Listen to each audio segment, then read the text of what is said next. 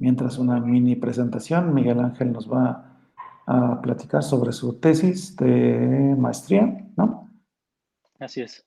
Y entonces, sobre una demostración de la conjetura de Calabi, así muy a lo análisis, ¿no? Sí, Sale. sí, ok. Bueno, muchas gracias. Gracias por la invitación y pues gracias a todos y a todas por asistir al seminario. Entonces les platico un poco de cómo va a estar la cosa. Eh, Primero me gustaría dar una breve motivación. Cuando uno trabaja con variedades complejas, compactas, con métrica de Kela, esta métrica sabemos que va a tener asociada una 1,1 forma cerrada omega, que se llama forma de Kela, de G. Y bueno, eso es un hecho, ¿no? Y se sabe que también el recíproco se vale siempre y cuando la 1,1 forma cerrada en cuestión sea positiva. Entonces, hay otra 1,1 forma cerrada que tiene asociada las métricas de Kela, que es la forma de Ricci. Y bueno, esa de nuevo, como que de este lado, que la métrica tenga asociada esa 1,1 forma cerrada, siempre se puede. Y ahora, ¿qué pasa con la proposición recíproca, no? Eso fue lo que se preguntó Eugenio Calabi a mediados de los 50, creo.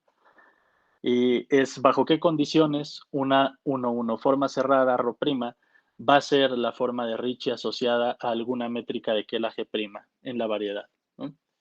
Entonces, eso es lo que vamos a intentar contestar acá. La respuesta a esa pregunta viene dada por la conjetura de Calabi.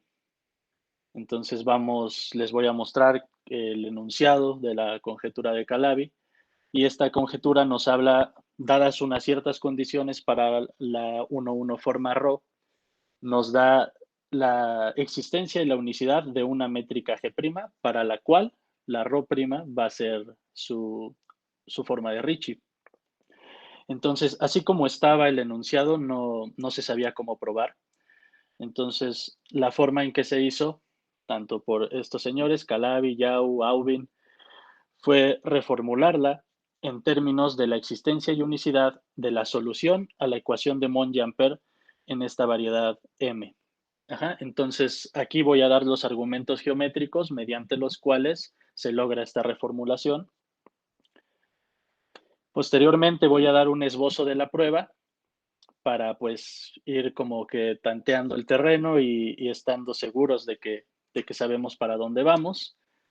Y luego voy a dar la demostración siguiendo este texto de David Joyce, donde él, con un poco más de detalle que Yao, explica la demostración. Y para eso vamos a requerir el método de continuidad que se usa en ecuaciones diferenciales y 4 teoremas que nos van a servir para implementar el método de continuidad. Bueno, 3 de ellos es para implementar el método y el último es el de la unicidad, ¿no? de la solución.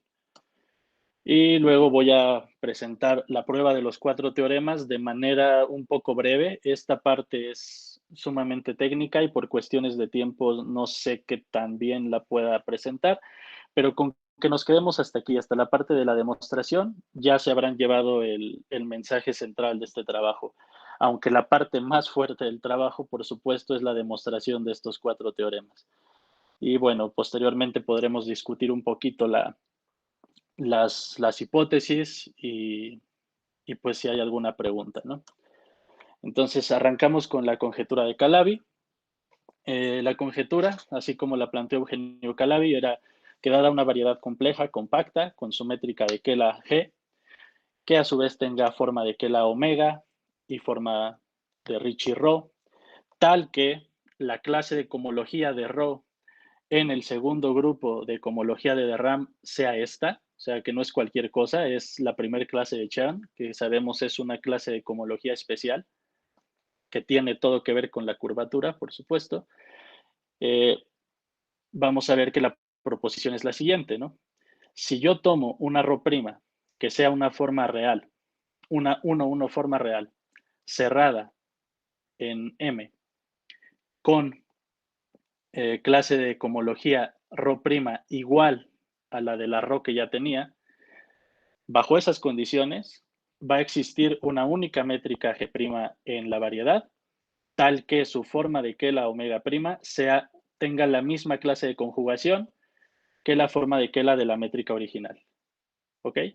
Y la forma de Ricci de esta métrica G' va a ser justamente la Rho'. Entonces, esta es la estructura de Calabi y esto es lo que queremos demostrar. Entonces, vamos a pensarle un poco.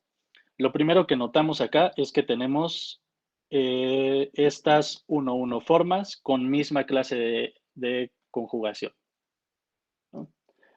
Entonces, vamos a reformular, ¿no? Vamos a tomar nuestra Rho' que tenga la misma clase de conjugación que la original.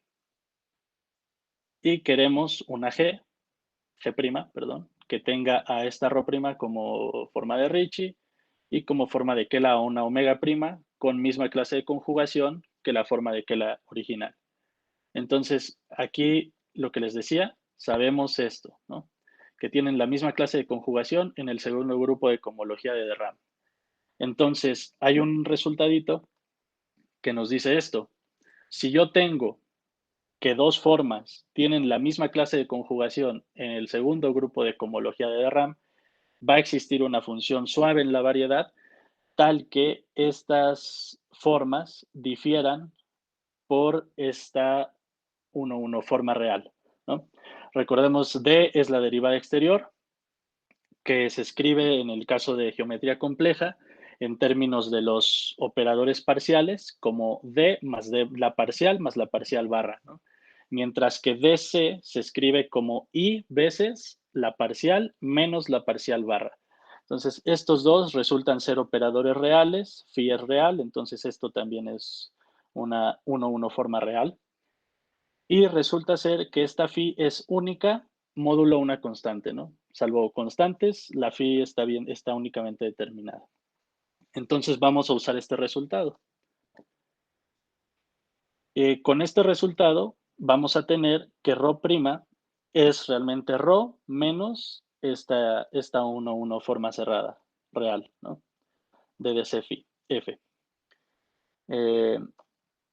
Y ahora yo quiero, de aquí hasta aquí nos quedamos por ahora. Y la otra cosa es que yo tengo dos formas de Kela. Y yo puedo a partir de ellas construir formas de volumen, ¿no? Tomando estas, o sea, son 1-1 formas. Yo tengo una variedad de dimensión 2m. Entonces, si tomo su producto cuña m veces, pues voy a obtener estas formas de volumen. Y dos formas de volumen van a ser proporcionales, módulo, pues, algo positivo, ¿no? Entonces, vamos a definir una función suave, positiva, f mayúscula, de esta manera. Yo puedo hacer unas cuentitas ocupando una expresión explícita para la forma de Ricci. Y bueno, trabajando con ella, encuentro esto de acá. Ajá. Y de aquí, pues, como mi variedad es conexa, que no lo dije, pero voy a asumir siempre que la variedad es conexa, entonces esta cosa tiene que ser constante. Ahora, vamos a definir qué constante es esto, ¿no? Yo voy a tomar una constante positiva, tal que esta cosita de acá sea igual a menos el logaritmo de la constante positiva.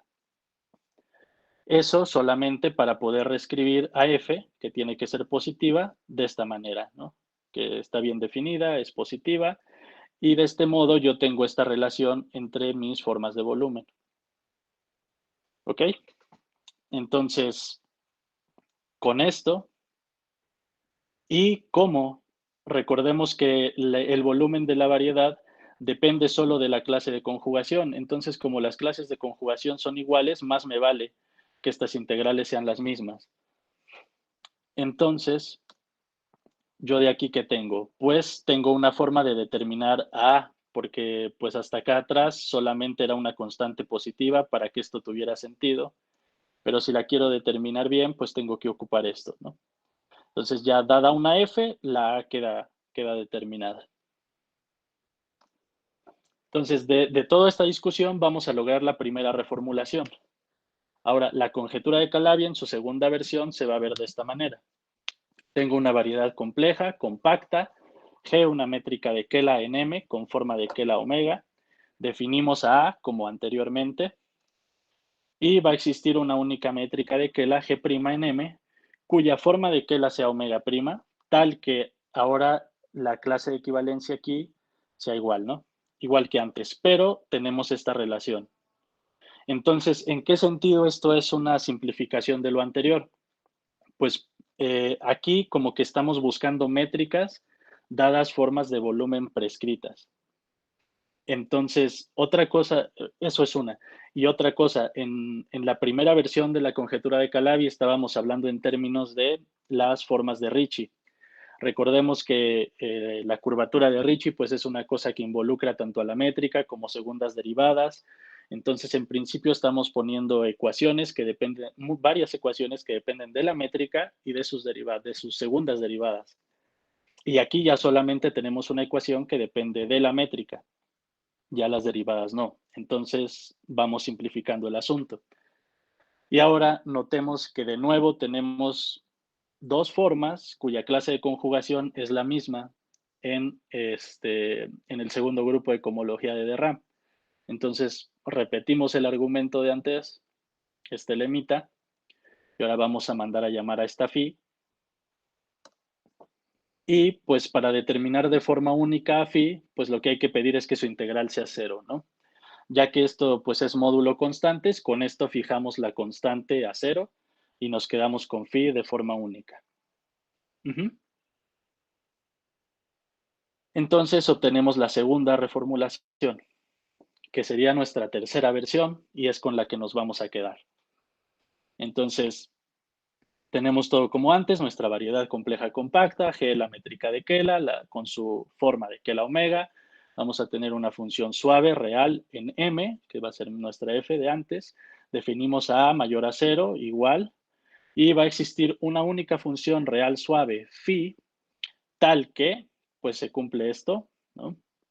Esto necesitamos que sea una 1-1 forma positiva, que su integral sea cero para que esté únicamente definida y, por supuesto, si esta va a ser nuestra omega prima, pues tiene que satisfacer la ecuación de antes.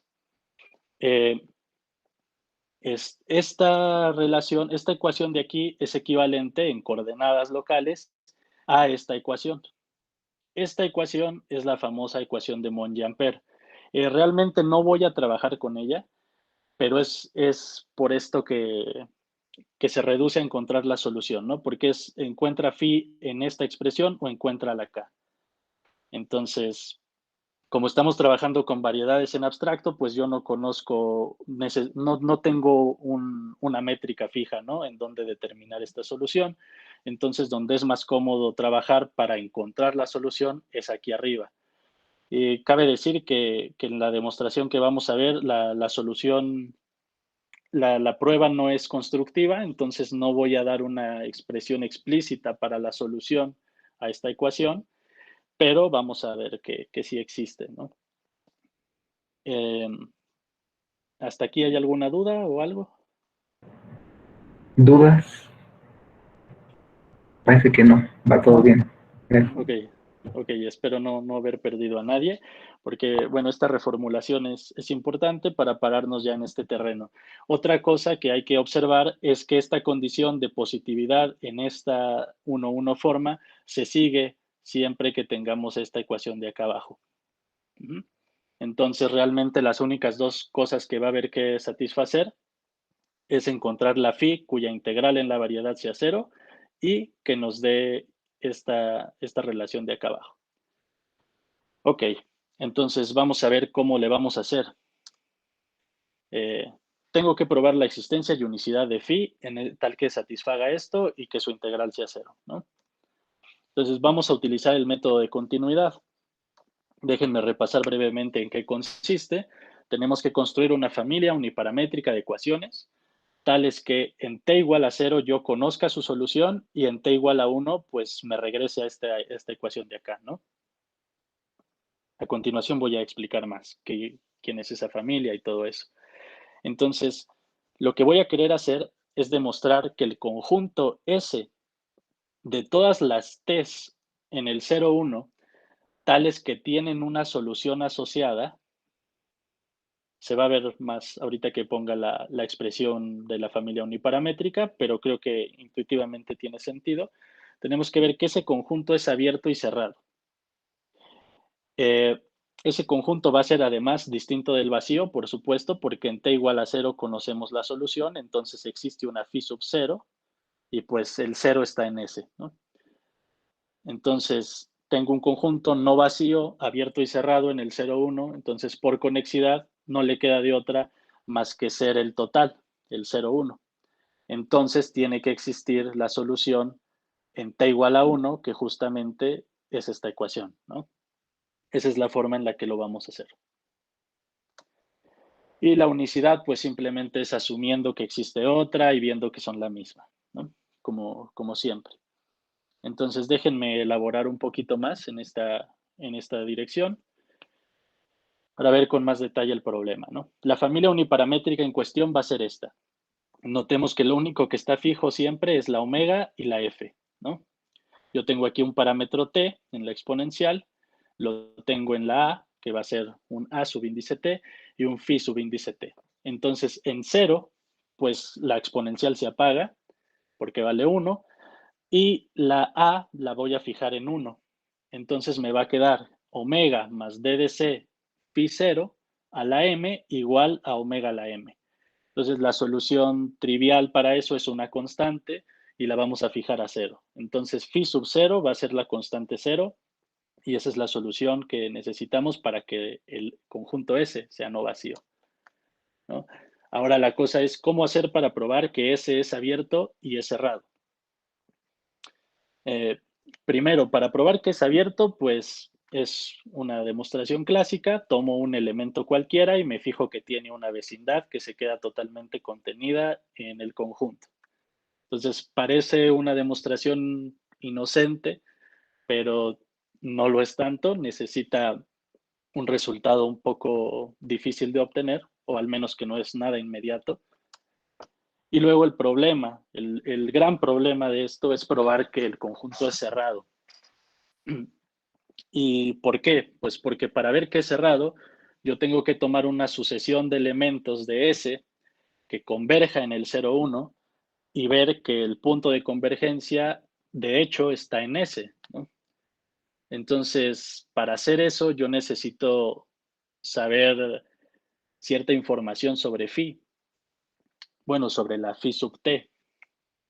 Entonces, necesitaría como información a priori, pero desconocemos totalmente a phi, solamente hasta ahora sabemos que es una función suave y real. Entonces, pues necesito buscarle cotas que me ayuden a demostrar que S contiene sus puntos límites. Y ese es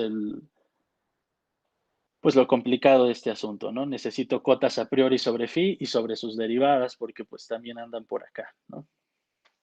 Entonces, vamos a ver cómo le voy a hacer para conseguir esas cotas. Bueno, hasta aquí no hay dudas. No, bueno, yo sí tengo una duda. Esta phi que obtienes en el 1, ¿esa después pruebas que es solución de Monchampère o no? Esta de acá. Porque ahí, ajá, la phi que sí la soluciona con esa familia uniparamétrica, pruebas Uh-huh. después que cumple la ecuación esa feita. ¿Cómo se hace? En coordenadas locales, la que presenté en Ajá, ajá. coordenadas. Ajá. No lo voy a hacer, pero como dije que son equivalentes, si es solución a esta, tendría que ser solución a la de Monge-Ampere en coordenadas. Va, ya. Sí, Vale, gracias. ese es el argumento, ok, sí. Entonces, voy a continuar. Para probar esto, voy a necesitar 4 teoremas, como les había platicado, ¿no? Entonces, los primeros 2 teoremas van a ser resultados que me van a ayudar a probar que S es cerrado. El tercer teorema me va a ayudar a probar que S es abierto. Y el cuarto teorema simplemente es para hacer la prueba clásica de unicidad. Entonces, ahora sí, sin más, les aviento los teoremas que voy a utilizar. Entonces, este primer teorema me pide que tome una variedad compleja, compacta, la métrica de Kela con su forma de Kela. Y ahora, recuerden que en la conjetura de Calabi lo que se pide es que F sea suave, ¿no? Sea infinito. Y aquí la voy a tomar C3. A Phi también se le pide que se demuestre que Phi es suave, pero la voy a tomar de entrada C5 porque necesito lo de las cotas a priori. Entonces necesito yo tomar algo con un poquito más de información. A la voy a tomar simplemente positiva. Hay una preguntita nada más. Si Sí, quieres, claro. ¿Qué onda? Estas ecuaciones que quieres resolver, la de omega más, o sea, la que está escrita en lenguaje invariante, ¿esa qué tipo de ecuaciones? O sea, ¿es elíptica? Es elíptica, sí. Ah, ok, ok. Sí, eso es esencial porque vamos a utilizar resultados de regularidad para operadores elípticos y de existencia de soluciones para ecuaciones elípticas. Entonces, sí, es una muy buena observación. Gracias. Y entonces cuando usas esas normas, no usas o sea, ¿son las normas de Sobolev o son? Porque como que... Eh, sí, sí, claro. Sí, sabemos que la regularidad pues está arruinada en los espacios CK. Entonces voy a utilizar un poco Sobolev, pero en el que voy a descansar más es en los espacios de Helda. Ah, ok. Sí. O sea, pero en esa diapositiva que tenías el primer teorema, esas normas a las que haces referencia, bueno, supongo que las vas a explicar ahorita. Ah, claro, estas normas son las usuales. En No, C0 le la que llaman. dice F es sub C3. Ah, este es en CK, en C3. Ah, ok. Este es un espacio C3 normal. El primer teorema es como para cotas fáciles. Y luego el segundo es el que me va a aventar las cotas en los espacios de Helda. Ah, ok. Gracias, gracias. Sí, no, gracias a ti. Entonces, tenemos esto, ajá. Entonces les estaba hablando de que necesito la información a priori que le estoy inyectando entonces extra a este asunto es asumir que F está en C3 y que su cota es Q1. Ujú. Que bueno, de entrada estábamos pensando que F debería ser C infinito, aquí más bien lo relajé a C3 y que tenga esta cota.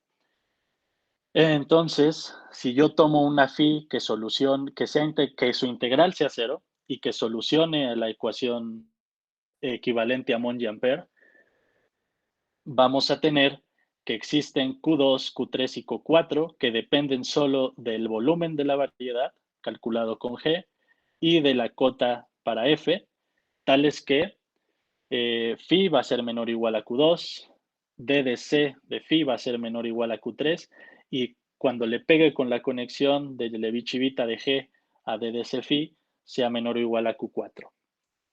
Este va a ser el primer teorema y son como ya me decían notar, son para las métricas usuales, para las en C0, por decirlo así. Luego, esto me va a dar permiso de encontrar las cotas en los espacios de Helda. Entonces, antes de hablar de eso, no sé si todos sean familiares con los espacios de Helda, pero si no, pues aquí les defino rápidamente primero la continuidad de Helda, que pues está definida en un conjunto conexo, abierto y acotado. Tomo su cerradura. Entonces, una función que vaya de A a R es Helda continua con exponente alfa si este supremo existe. Uh-huh. Ok, y dado este supremo, definimos el espacio de Helda, CK alfa, como el espacio de funciones reales definidas en A, cuyas k'ésimas derivadas parciales son Helda continuas con exponente alfa. Y este espacio es un espacio de Banach con esta norma, que es la norma usual más el máximo de estos supremos, definidos como en la continuidad. Ajá. Ok. Bueno, esto, si es la primera vez que lo ven, a mí yo los conocí aquí en este trabajo, entonces sí me costó un poco de trabajo digerirlo, pero para términos de aprender a acotar y cosas así, pues hay que fijarnos que es como la norma usual más un cachito. Es a muy grosso modo, pero ayuda un poco a hacer tierra. Entonces, ahora el segundo teorema es en estos espacios. Eh, el encaje, bueno, el teorema de Kondrakov nos asegura que, que estos espacios de Helda seca alfa están, ¿cómo se dice? Hay una inclusión del espacio de Helda seca alfa en el espacio CK y que es compacta, ¿no? Entonces, hace ratito yo había pedido nada más F en el C3. Ahora lo estoy pidiendo en un subconjunto especial de C3, ¿no? Que va a ser C3 alfa. Y a la fila sigo tomando en C5 y tomo a mayor a 0 y tomo Q1, Q2, Q3 y Q4 que cumplan todo lo del primer teorema, ¿no? Bueno, aquí me faltó poner que phi siga integrando a 0. Eso es de cajón. Phi tiene que integrar a 0 y se tiene que satisfacer la ecuación esta de aquí, ¿no? Y todas las cotas como en el teorema anterior. Entonces, a partir de todas estas cotas, yo puedo demostrar que phi no solamente va a estar en C5, sino que va a estar en C5 alfa y que va a existir una Q5 que acote a phi en la norma de C5 alfa. Y más aún, si F está en cualquier seca alfa, mayor o igual a 3, por supuesto, porque es la hipótesis como mínima que estamos poniendo aquí, entonces phi va a estar en CK más 2, como vemos acá, ¿no? Con el 3 y el 5. Y bueno, eso para todas las Ks, entonces eso se puede hacer hasta infinito y de aquí es de donde vamos a sacar que si F es suave, entonces phi también va a ser suave, ¿no? Entonces esa es la utilidad de este teorema y para eso es que necesitamos estas cotas aquí en los espacios de Helda. Y con esto yo ya voy a tener pues todas las cotas a priori que estaba buscando para poder probar que es cerrado. Entonces esta es la utilidad de los primeros dos teoremas. Estos dos son los más difíciles de probar, cabe mencionar. Este involucra muchísimas cuentas en coordenadas. Y este, pues, usar tres lemas no triviales, algo fuertes de regularidad de operadores elípticos, ¿no? Entonces déjenme continuar por ahora con el tercer teorema. Este teorema, pues, es el que les digo que es un poco inocente porque, pues, uno está tomando una variedad como hasta hace rato. Noten que aquí también voy a estar trabajando con las Fs en 3 alfa y aquí voy a asumir ya que phi está en 5 alfa, que satisfacen esto, ¿no? Entonces, lo que yo quiero es que si yo tomo una F cerquita de F', pues que también para ella existan una phi en C5 alfa y una A positiva, tales que cumplan esto, ¿no? Entonces, como que me estoy fijando ahí que si tomo, sí, justamente, ¿no? Si tengo yo una F para la cual ya sé que existen, entonces, siempre que yo tome F cerquita, pues tienen que existir otras, ¿no? Básicamente estoy probando ahí algo que tiene que ver con abiertos. Entonces yo voy a construir una función que a cada phi y a cada a les asigne una f y vamos a ver que esa cosa es invertible y con eso vamos a construir esta vecindad de acá y vamos a asegurar que sí tiene soluciones, ¿no? Con eso vamos a probar que ese es abierto. Y finalmente el teorema que es el más fácil de todos es el de la unicidad, ¿no? Aquí incluso esto se puede hacer para f solamente C1 y para phi en C3, ¿no? Que ya es bastante menos de lo que le estamos pidiendo en los demás. Pero bueno, esto es solamente para la unicidad. Entonces, ya que expliqué un poquito los 4 teoremas, todavía no los hemos demostrado, simplemente están ahí, pues vamos a utilizarlos, ¿no? Vamos a utilizarlos para asegurar que el mensaje central de la charla llegue a todos ustedes. Entonces, vamos a iniciar definiendo de forma apropiada el conjunto S, ¿no? Que definimos así medio en el aire. Entonces, dada una variedad compacta con su métrica de Kela y su forma de Kela omega, Vamos a fijar al alfa en el 0, 1 y tomamos una F en el espacio de Helda C3 alfa.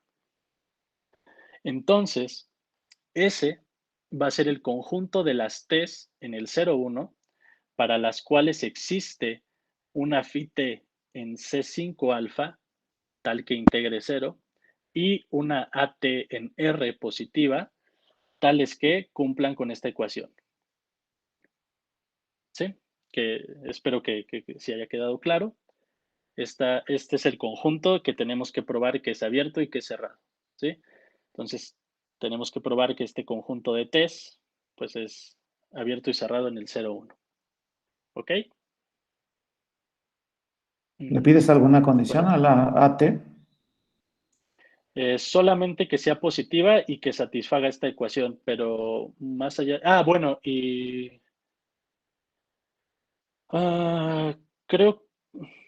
Bueno, no, lo que habíamos pedido antes, ¿no? Digo, espero no tenerme que regresar tanto. Para que quede determinada, ¿no? Porque si no, pues como que es cualquier cosa. Entonces, te tendría que pedir aquí que a la AT por E a la TF me dé esto. Sí, ya, gracias. Sí. Entonces, ajá. Entonces, este es el conjunto, ¿no?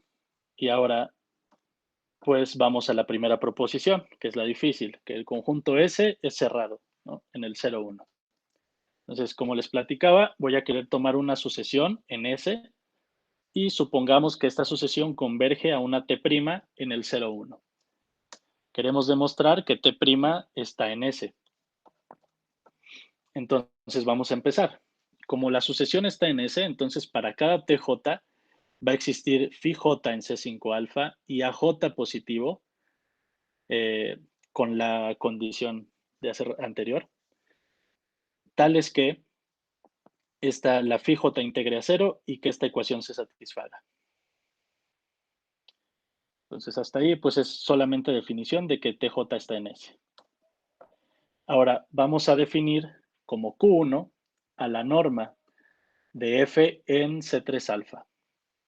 ¿No? Como F pertenece a C3 alfa, esta cosa tiene que ser finita. Entonces, notemos que cuando yo multiplique a F por TJ, esto va a ser menor o igual a la norma de F, ¿no? Porque TJ está en el 0,1. Entonces, ¿qué pasa? Pues que Q1 acota a estas para toda J. Entonces yo le aplico el primero de mis teoremas a phi J y a TJF. Eso me garantiza la existencia de Q2, Q3 y Q4, tales que acotan a phi J, a DDC phi J y a la conexión pegándole a DDC phi J para toda J. Esto se vale porque recuerden que Q3 y Q4 solamente dependen de Q1 y del volumen de la variedad. Entonces, como Q1 sirve como cota para todas las J, pues ellas también, ¿no? Ahora aplicamos el segundo teorema.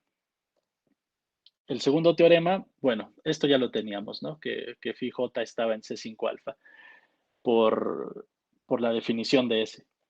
Pero tenemos garantizada la existencia de esta Q5, que va a acotar a todas las phi J. Entonces, como les decía, el teorema de Kondrakov nos dice que la inclusión de los espacios de Helda en los espacios CK es compacta. Entonces, ¿qué tenemos aquí? ¿No? Tengo yo una sucesión acotada que cae en un compacto. Entonces, en un espacio métrico. Ahí, una pregunta, ahí tu teorema de Kondrakov, la M siempre tiene que ser compacta, ¿no?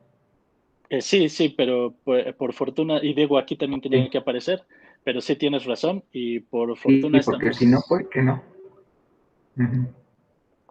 estoy asumiendo siempre que la variedad es compacta. Sí, tienes razón. Era todo, ¿verdad? Sí, a todo. Ok, gracias por la observación. Entonces, tenemos una sucesión acotada en el C5 alfa, por lo tanto acotada en C5, porque recuerden que la norma acá es la norma de C5 más un cachito positivo, ¿no? Entonces, si está acotada aquí, está acotada acá, y cae en un compacto. Entonces, tiene que tener una subsucesión convergente en C5. Digamos que su punto de convergencia es esta phi'. Ahora voy a definir a A' de la siguiente manera, ¿no? Yo tengo una T', entonces, pues igual que como habíamos dicho hace rato, para determinarla, pues tiene que ser con esta ecuación. Entonces yo puedo tener una sucesión de A y J para que empate con los índices de esta y que a su vez pues con los de T y J, que pues la TJ ya era convergente, entonces toda subsucesión que me tome va a seguir siendo, entonces todo está bien. Vamos a tomar esta condición para las AJs, que era como lo que me preguntaba, de forma que queden determinadas así, ¿no? Sí, entonces como la T y J converge a T', pues más me vale que la A y J también converja a A'. Entonces, como la sucesión de las phis converge en C5 y C5 está contenido en C3, entonces esta también tiene que converger en C3. Bueno, ahí habría que ver con un poquito de cuidado que converja en la métrica inducida por C3 en C5, ¿no? Pero, ok.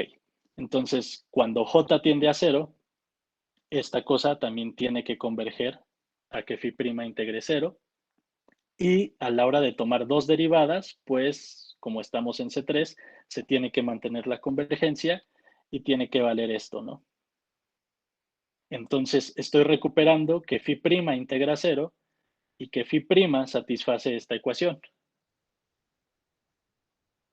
Entonces, ¿qué puedo hacer, no? La F sigue con las mismas hipótesis de tener una cota en C3, entonces yo le puedo aplicar el teorema 1 y encontrar ahora cotas para phi', para DDC phi', para la conexión pegándole a DDC phi', y a partir de ahí yo puedo aplicar el teorema 2 y ahora obtener que phi' está en C5 alfa y que tiene una cota Q5. Entonces, todo eso que les acabo de decir es aplicar el primer y segundo teorema a phi'. Con eso obtengo que, como les decía, está en 5 alfa y es solución e integra 0. Entonces, esta solución, más bien T' tiene asociada una solución phi'. Por lo tanto, T' está en S. Por lo tanto, S tiene sus puntos límite y por lo tanto S es cerrado. ¿Alguna duda? Parece que no. Porque voy a tener que correr un poquito porque ya se está acabando el tiempo. Entonces, ahora esa era la parte más truculenta. Ahora hay que ver que S es abierto. Entonces, vamos a tomar una T' en S. Por definición de S, pues existe phi' y A', tal que la phi' integra 0 y se satisface nuestra ecuación. Entonces, ahora hay que aplicar el tercer teorema. Recuerden que esto nos hablaba de Fs y Fs' que distaban poquito en C3 alfa. Entonces, hay que aplicar eso poniendo T'F en lugar de F' y poniendo TF en lugar de F. Ajá. Entonces, ¿eso qué me va a dejar? Eso me va a dejar esto, ¿no? Que el valor absoluto de T menos T' veces que siempre que yo tenga esto, mejor dicho, siempre que yo tenga esta condición, va a existir una phi en C5 alfa y A mayor a 0, tal que la phi integra 0 y satisface la ecuación.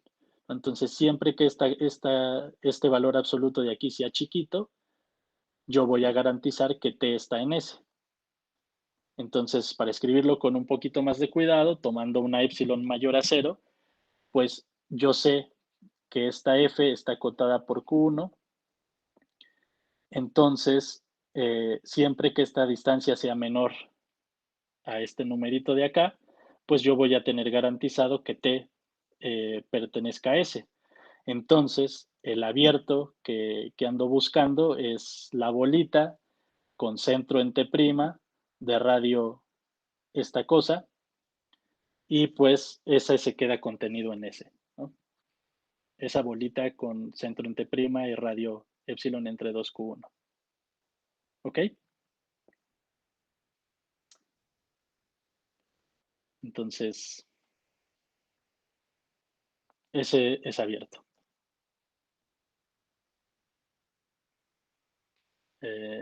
¿Sí los convencí o no?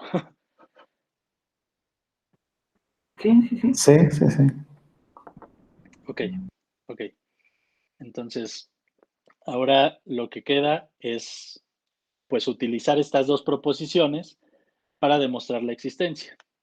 Entonces voy a tener una variedad compleja compacta, mi métrica de Kela con su forma de Kela, fijo alfa en el 0,1 y tomo una F en C3 alfa.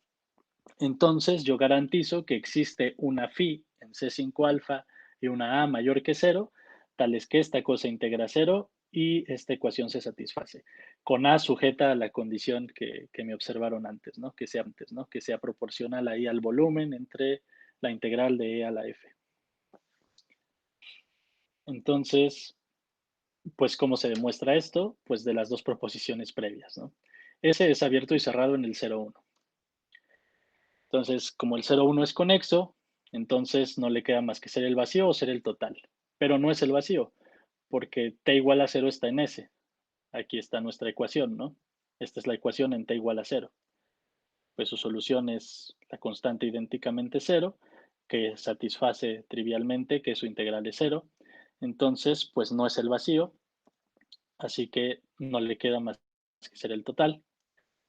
Eso quiere decir que t igual a 1 está en S, por lo cual existe una phi 1, a la que vamos a llamar phi, en C5 alfa, y A1 igual a A mayor a 0, tales que phi integra 0 y se satisface la ecuación.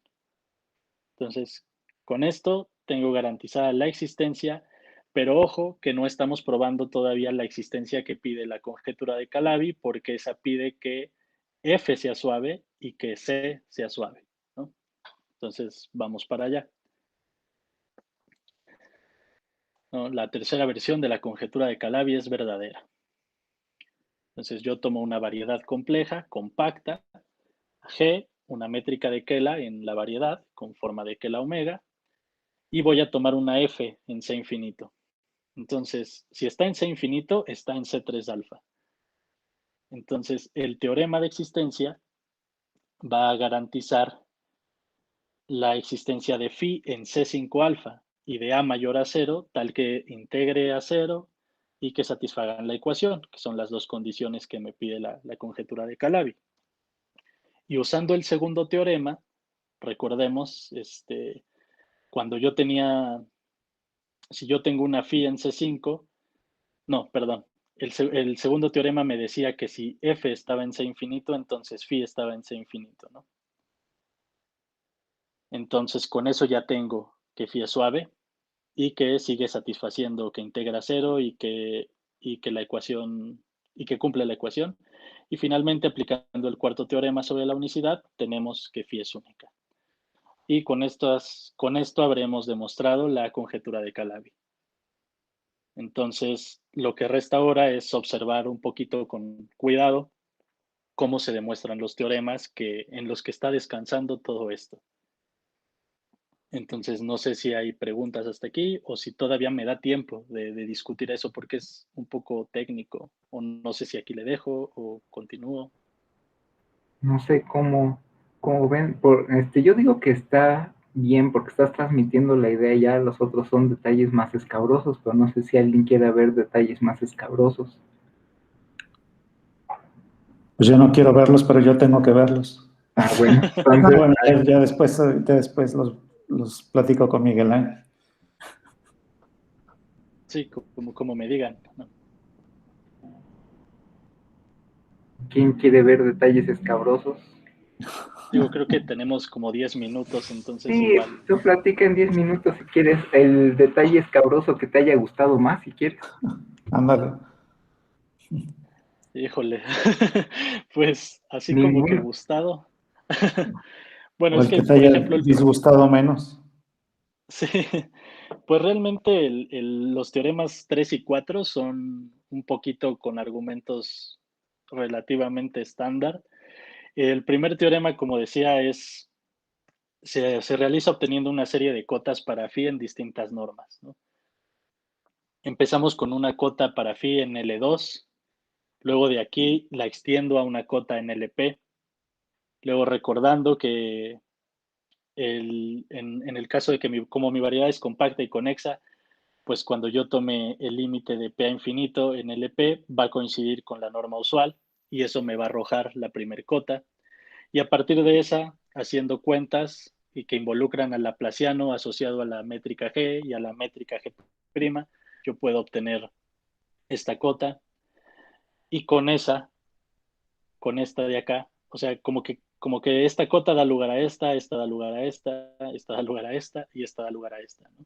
Aquí tuve que usar un resultado de una cuenta muy larga que sí no hice, que cité por ahí de una cuenta que se aventó Yao. Eh, y pues no hay mucho más ahí, ¿no? Son cuentas. El segundo teorema es el que sí descansa totalmente en la regularidad de los operadores elípticos. Estamos trabajando con espacios de Helder de aquí, ¿no? Entonces lo que hay que hacer aquí es una inducción, como les decía hace rato, para pues llegar a extender el resultado a las funciones a infinito. Y pues todo esto está en tres ¿No haces lemas, ahí ¿no? el Uno dichoso que... bootstrap? Sí, exacto, sí, es lo que hay que hacer, el Sí, ese bootstrapping, es sí. uno de los argumentos simpaticones de esta. Pero justo yo por eso preguntaba que si el operador era elíptico, ¿no? Porque para hacer el bootstrap como que usas una desigualdad que se vale para operadores elípticos en las normas de Sobolev. Es que la verdad no sé qué norma domina cuál, pero creo que también he visto que los espacios de Holder y los de Sobolev sí están relacionados, pero... Sí. Eh, bueno, acá como que tengo, todo esto es en términos de espacios de Helda. Aquí tengo una cota para el K más 2 en términos del K, norma usual de este psi, pero esto ya involucra como a la solución y a la función que estoy derivando, ¿no? Entonces aquí es donde entra ya la regularidad en este lema. Sí, Y esa luego, es la que, esa desigualdad se llama de Garlin, ¿no? Según yo. ese nombre sí no sé, Ah, perdón. bueno, yo lo Sí, conozco así, pero justo yo lo conozco para las normas de Sobolev ok. y operadores elípticos. Eso, bueno, si Sí, no es esa, es una muy parecida, pero... sí, yo encontré que esto jalaba directamente en espacios de Helda y lo usé. Este lema sí no lo demostré. Lo ocupé para demostrar, para hacer el bootstrapping, pero pues sí, solo lo mandé llamar. Vi que estaba en la literatura y lo aproveché. Y bueno, estos otros dos de acá, ¿no? Que me da una cota para el espacio de Helda C1 y esta que se parece mucho a la anterior, solamente que esta necesita normas, cotas para las normas en la métrica usual, bueno, en las normas usuales para las componentes de la métrica y de su inversa, ¿no? Entonces, sí es un poquito diferente. Entonces, con estos tres lemas se encuentra primero la cota para phi en el espacio de Helda C3 alfa y con este lo pruebo para CK más 2. Y ya nada más pues vale para toda K, entonces se sigue para los casos de las funciones suaves. Este fue el teorema que más trabajo me costó y bueno, creo que en ese sentido puede ser el que menos me gustó, pero en el que más aprendí. Eh, entonces, solamente para demostrar el teorema, pues es utilizar esta proposición, poniéndole K igual a 3, yo tengo phi en C5 y tengo la cota, ¿no? Que si existen cotas para phi y para f. Entonces, ya de aquí, nada más como se vale para todas las Ks, pues se vale para las F suaves y eso me asegura una phi suave. El tercer teorema, este está bonito. Hay que usar el teorema de la función inversa. Entonces, como les decía, voy a definir, bueno, tengo este conjunto X, que son todas las phis en C5 alfa que integran a cero, y voy a tomar el subconjunto de aquellas cuya omega más d de C phi es una 1,1 forma positiva, que si se acuerdan, se seguía cuando esto satisface la ecuación esa de las potencias M. Entonces resulta ser que U es abierto en X, con la topología inducida por la métrica de C5 alfa. Yo construyo esta función que a cada phi y a cada A les asigne una F, tal que esto se cumpla así, ¿no? Entonces la constante A que había acá abajo, yo la absorbí en la exponencial. Y, ay, perdón, aquí no debería decir omega, debe decir phi, ¿no? Entonces aquí tengo una phi, aquí tengo una A y les toca su F, que satisfagan esta ecuación, ¿no? Entonces yo las voy a tomar como en las hipótesis, a phi prima, F prima, phi prima, A prima. Defino una A prima como el logaritmo de la A original para que justamente se la coma aquí la exponencial. Y entonces, pues phi prima está en U, porque va a satisfacer, al satisfacer esta ecuación, satisface con ser una 1,1 forma positiva. Y pues f de phi prima y A esta F prima, ¿no? Entonces, lo que yo quiero ahí es calcular la derivada y evaluarla en este punto. Entonces, para eso hice una expansión en serie y me quedé a primer orden. Y ahí, digamos que esta psi es como que la perturbación que hago en phi. Esta B es la perturbación que yo hago en A primer orden. Y esto es a donde me la manda, ¿no? Me lo manda menos B menos el laplaciano primo de psi. Entonces yo quiero ver que esta cosa es invertible y pues me tengo que fijar en el laplaciano. Entonces aquí voy a usar un teorema de existencia para soluciones de ecuaciones elípticas, que básicamente me dice que me tengo que fijar en el núcleo del operador y en el núcleo del operador adjunto, ¿no? Y pues si yo cumplo con ciertas condiciones de ortogonalidad con el núcleo, voy a ver que la solución existe y es única, lo que me va a guiar hacia la invertibilidad de esta cosa. Entonces, Oye, una justamente pregunta. eso es lo que hice. Sí, ¿Puedes regresar a ver la derivada de la F mayúscula? O sea, es que ahí como que a priori yo no esperaría como que fuera invertible porque el laplaciano sí tiene como un kernel no trivial, ¿no? O sea, como que sí hay simetrías del laplaciano, ¿no? Bueno, ahí hay sí, que pedirle sí, como... sí. O sea, la phi que es una función. Sí, claro, la phi es también aquí en C5 y que integra 0. No, perdón, la psi que está en el laplaciano ¿es una forma o es una función o qué es? Es una función. Ah, ok. Ah, pues entonces sí, ¿no? Por eso le restas la b para que no haya como que al restarle la b. ¿La b es una constante? Sí, ¿Qué es la b? exacto. Sí, una Ah, constante. claro. Ah, entonces ahora sí ya te creo que sea invertible. Sí, sí, esta es una función que está acá, cumple con que su integral sea 0. Y la b, pues, un real, un real. Sí.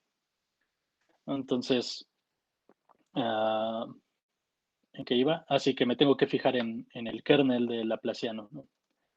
Para poderle aplicar este teorema. Entonces, mi operador elíptico aquí, pues, va a ser el Laplaciano, por supuesto. Y pues nada más tengo que tener cuidado en tomar por ahí cosas ortogonales al núcleo. Y yo me voy a dar cuenta que para toda G en el C3 alfa va a existir una única psi en mi conjunto X y una B en R, tal que esta derivada evaluada en psi y en B me da G, ¿no? Entonces, ¿ya me pasé de tiempo? Sí, Sí, ¿verdad? ahorita ya son las 12, pero Ok. No, si sí. no, si no aquí le dejo. Perdón, No, perdón, perdón. está bien, transmitiste, bueno, lo de la teoría de regularidad estuvo bastante bien, porque ese es uno de los medios del asunto ahí que están complicaditos. Sí, No, sí, sí, Miguel, fue lo que más me hizo sufrir. sí, a todos nos hace sufrir, bueno, a mí también. Este, pues muy, muy bonita tu tesis, lo que estás presentando está padrísimo. ¿Y tienen alguna pregunta extra? Nada más un par de preguntitas y vamos descansando tantito para que inicie Alicia. Pues yo quizá insistir en el punto de, o sea, tú viste que a nivel, digamos, a primer orden, las simetrías son traslaciones por constantes, ¿no? Cuando derivaste la f, como que esa era la única Ajá. como simetría, ¿no? Pero, o sea, generalmente cuando tú quieres resolver una ecuación elíptica, como que ves las simetrías de la ecuación, ¿no? O sea, o el grupo de simetrías del operador. En este caso, ¿sabes cuál es el grupo de simetrías del operador omega más t dc phi a la m? Ya el de Monge-Ampère. Ajá. No, la verdad es que no lo revisé. Porque como te digo, como la demostración no es como tal constructiva, pues no tuve que fijarme en eso. Con lo que vi del método de continuidad, me aseguré de que existiera, pero nada más. Creo que si quisiera dar una solución como explícita, por ejemplo, a resolverla en un espacio, digamos, en el toro, ¿no? Creo que tal vez ahí sí tendría que fijarme. Sí, bueno, no sé, supongo. No. ¿Más dudas? ¿No? Si no, pues vamos a darle el típico aplauso de aquí. Miren, aquí estamos aplaudiendo. Ok, gracias. Ah, bueno, creo que ya. Sí, es el aplauso. Ahí está. Es que luego Sí, nos quedamos gracias. con la mano levantada. Muchas gracias. Muchas gracias a todos y a todas por su atención y por las preguntas, que seguro voy a tener que leer un poquito más. Sí. No, que está pesado el tema. Pero bueno,